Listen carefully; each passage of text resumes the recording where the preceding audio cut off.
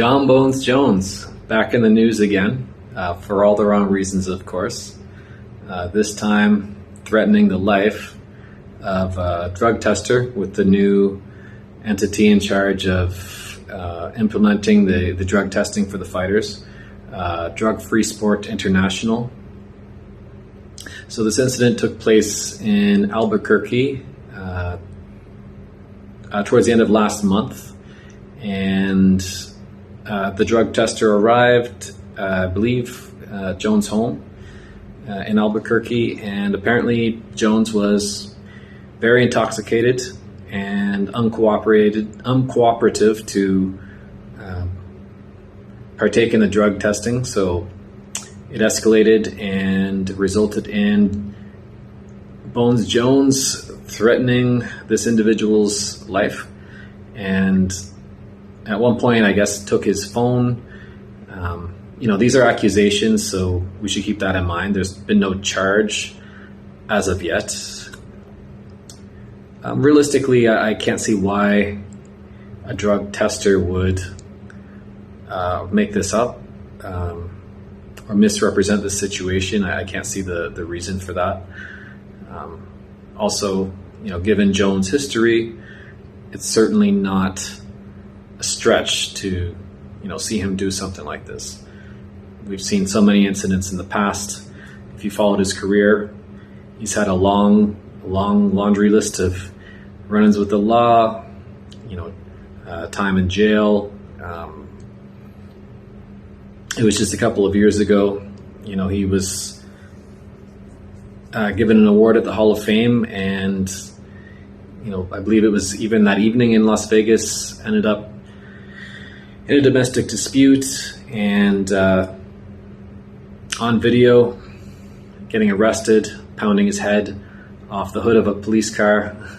So, this news is not shocking whatsoever to anyone, including the UFC, I'm sure.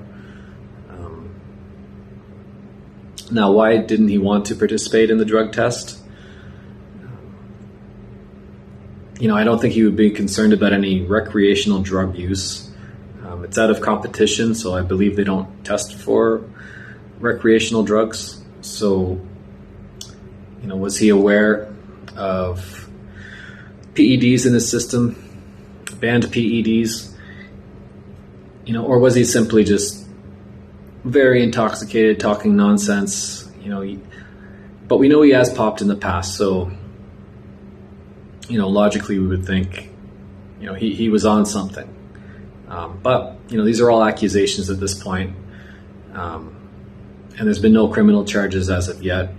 I don't think this will affect his upcoming fight with Stipe, which I believe should be by the end of the year.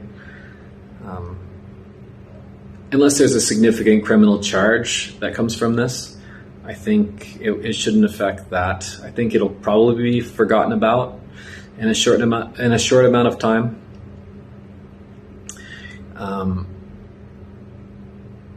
I think certainly DC won't be surprised by this.